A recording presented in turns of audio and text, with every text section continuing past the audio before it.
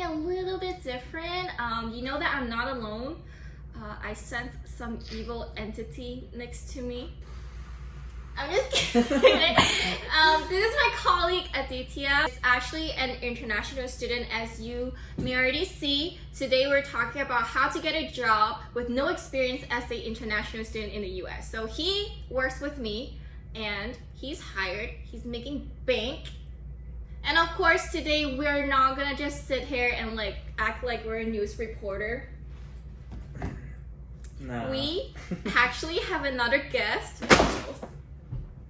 So Aditya, will you please introduce yourself to everyone?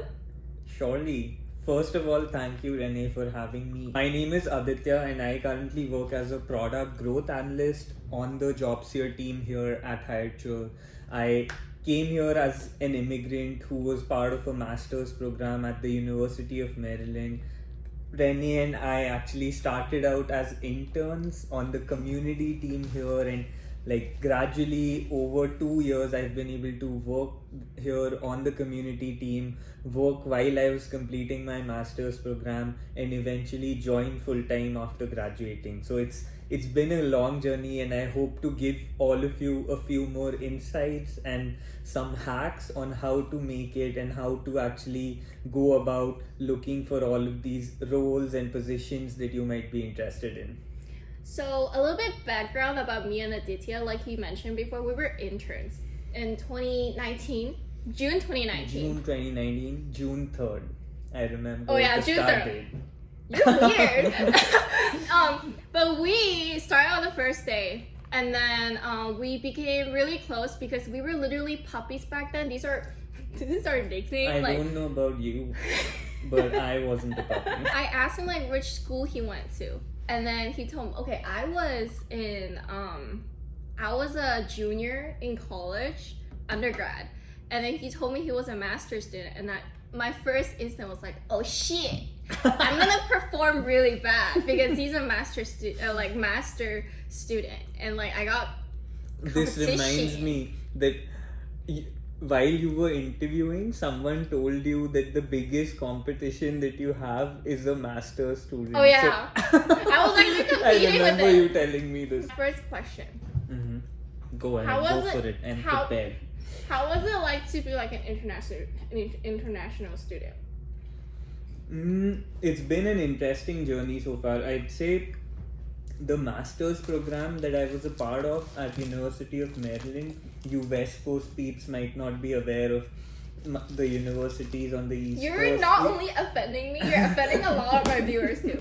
I truly believe that these are universal people and they believe in Shake Shack and all the other things that are available on the East Coast. They're not people who are like, what is that place called again? The burger place? In-N-Out is the best shit in the world, and they're not like that. But anyway, coming back on track, I'd say Hold on. Fight in the comment below. Are you? In-N-Out versus Shake Shack. While going for a master's program, I was really certain about what I wanted to do. During my undergrad, my major was electronics engineering. You might not be aware of this, but yeah, that is something that I did. And as you know, a lot of people have a major, but they end up making their career in something else entirely. So that is what happened to me. And yeah, it's been an enriching experience. I was able to take all the electives like data mining, data models and decisions, some business related electives, and get this internship opportunity to apply all those concepts in real world problems. So this internship at HireChul was one of the first professional experiences that I got. I hope that this session today helps all of you viewers out there. So, yeah, like about all the courses that you said about, I have no idea because I majored in communications and journalism. Can you like tell us about a little bit more how you actually got this internship? I heard you were like participating in like a competition, right? And then you got in. HireChul actually came to my university for a data challenge, datathon or something it was called, where all the students could participate. They would get this data set and then work on the problem that Hayachol was facing and present in front of all these people. It also had our team lead and the CEOs, everyone watching virtually.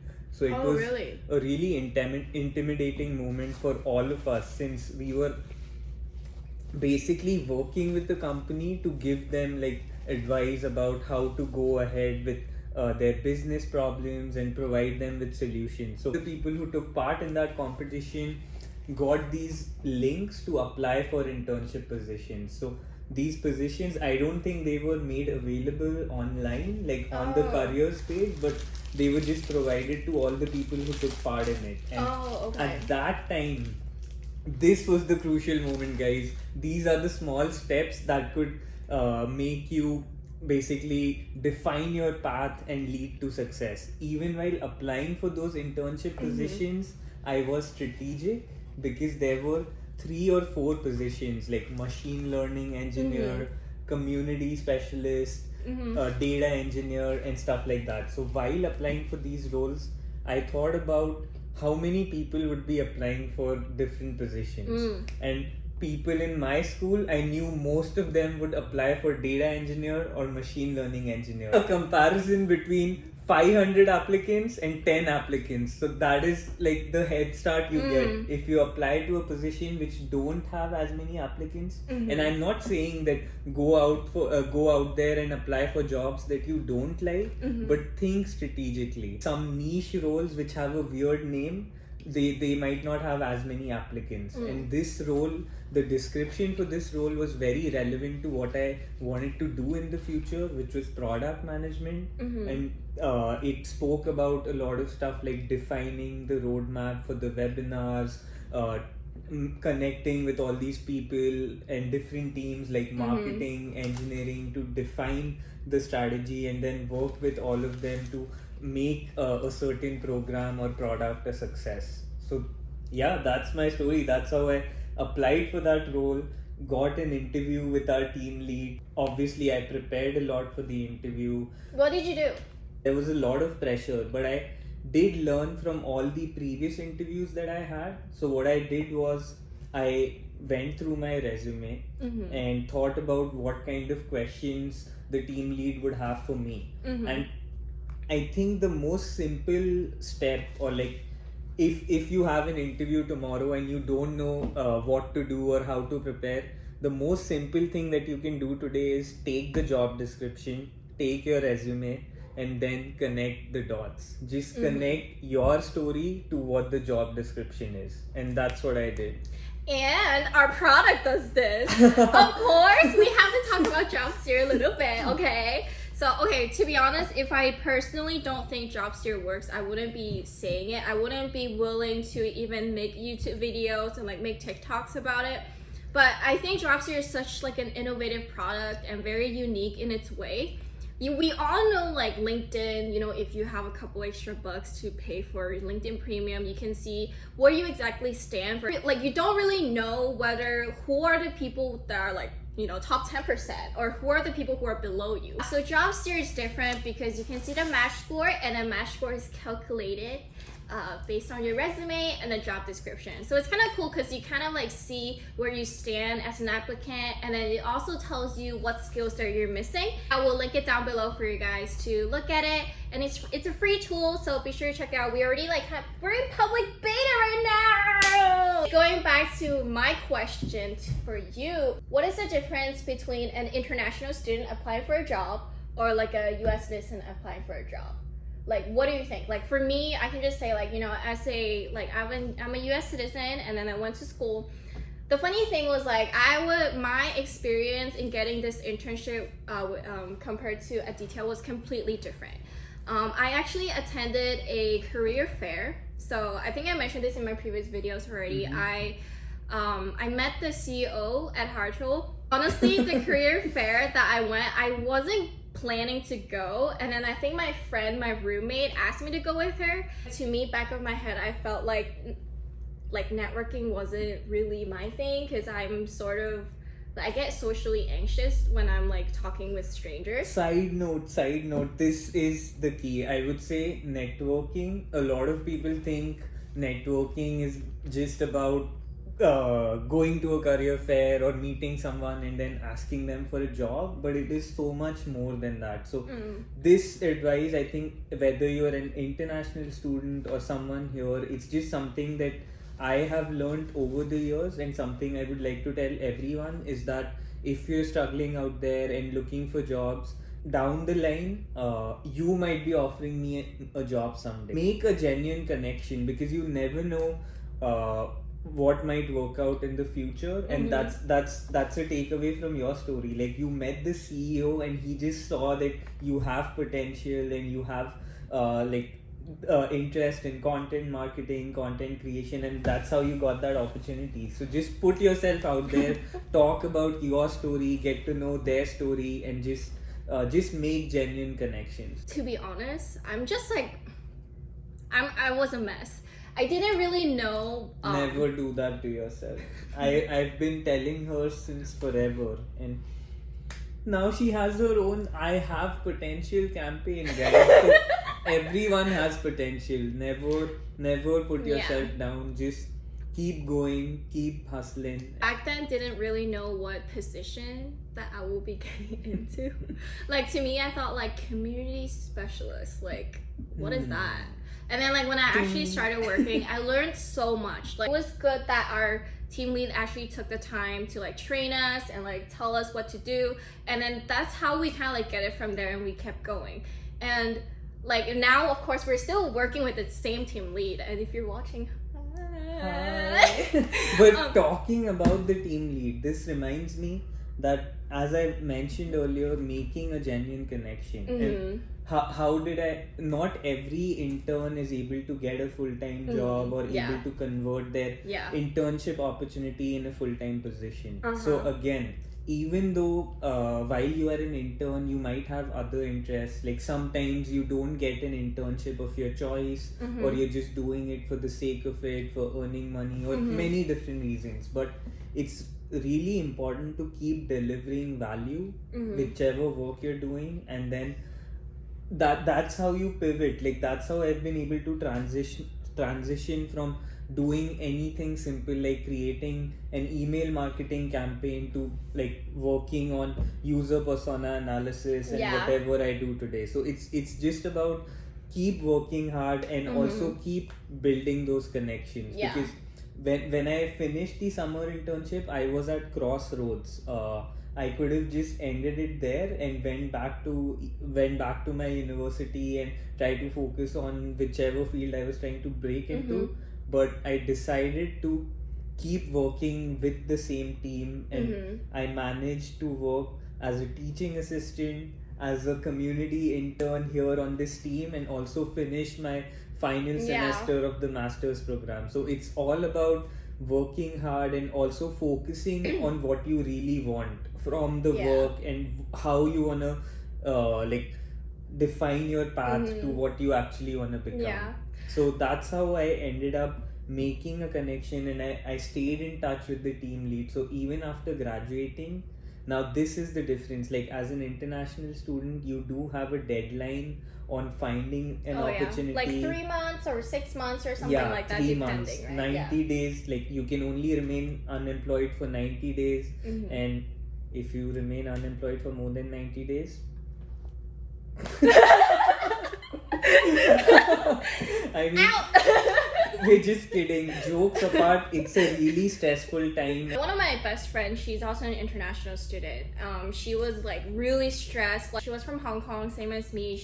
The opportunities in Hong Kong is not as great as the US. I don't know about India, but it was definitely hard. Like, I came across a lot of like different job description. Unfortunately, they don't like sponsor visa and stuff like that. But like Aditya keep mentioning, connections and keeping a certain like relationship, it's crucial. Try your best to not burn any bridges, because you never know when or in what kind of situation that connection might come in handy. And that's what happened. Like, after graduating, I did not have a job. My timer was about to start, and how do I basically avoid these unemployment days, and how do I stop the timer from ticking or starting to begin? So what I did was I connected with the professors that I had at school. I already had this experience working as a teaching assistant, so I connected with them. I told them about my situation,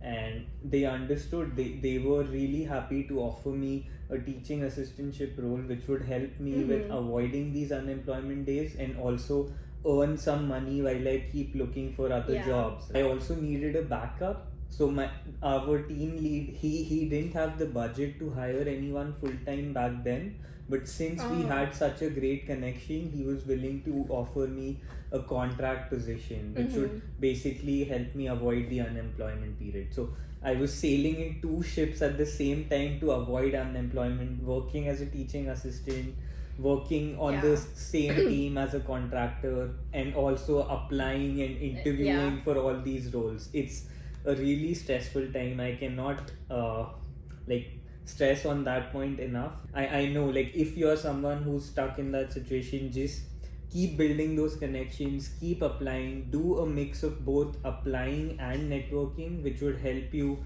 in getting to know more about the company, the role, and also preparing for any kind of interview, because every person has a different story to tell and different feedback for you. Or for example, you submitted a resume to, for a certain job, and then they call you for an interview. Are you responsible to tell them that you are like an international student? So usually whenever you apply for a position, there's a huge question. Oh my god, those are so annoying. I'm so sorry. Like, I mean, I know you're supposed to fill it out, but I don't understand why. When I'm uploading my entire resume, I have to retype my entire resume in one page. Why can't they have just one platform where they know that you're a male, you're from either you're Asian or whatever, and you don't have to keep filling the same information all the time. It's so annoying. If someone knows the answer to this, please tell us, because we just don't understand. Like, literally. We might just make it a feature on JobSeer. JobSeer could be its own job board platform. Stay tuned. Coming in 2021. But going back to what you said, so usually when you apply, they know that you're. So I was basically on an F1 visa. I'm still on an F1 visa, and when you graduate, you can work on OPT, which is optional practical training. You can work for a year, and then if your degree falls in the STEM category, you can get a 2-year extension. And while you're doing all this, you also try to get an H1B sponsorship if your employer is willing to do that for you.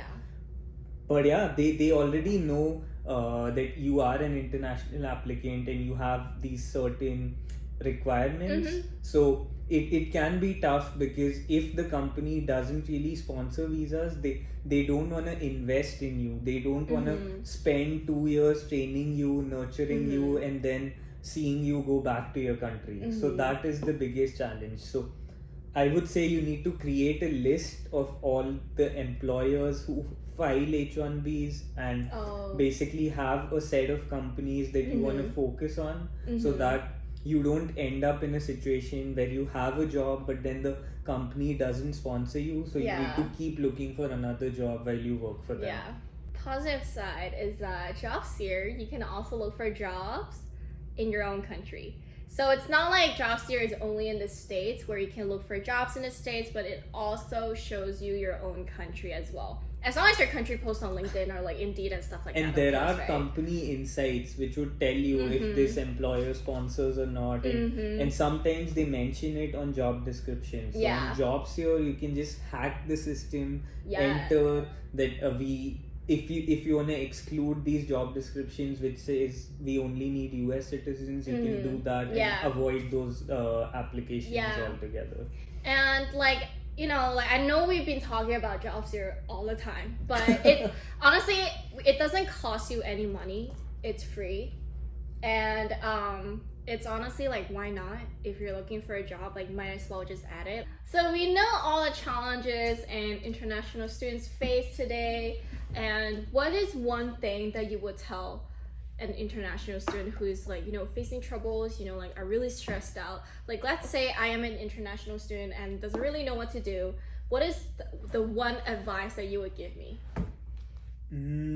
I'm not sure if I could give you one advice, but there are a couple of different things. Like, first of all, the biggest problem that I had was not being consistent enough. And that's also because of the lack of experience I had. I thought I could apply for business analyst roles, data analyst roles, product manager roles, and no clarity basically. And what people end up doing is using the same resume for all of these different positions. So don't do that. I have done that. That's why I if you want to apply for different roles, have different set of templates prepared, so that whenever you come across a role, you can personalize it and then apply for that position. But what could be even better, and this is difficult, only do it if you really know what you want to do. But to increase your chances, you could solely focus on one thing. And let's say you want to become a software engineer, so just create a resume, work on projects, do courses online, whether it's coding rounds, and like subscribe for newsletters, forums, which actually give you more insights about all these big companies like Facebook, Amazon, Google, how their interviewing process is like, what kind of questions you might come across, and how to handle those. So if you really want to break into one industry, just focus on that. Like, be a subject matter expert and just do all of these things parallelly. Connect with people, network, create personalized resume, focus on doing courses online.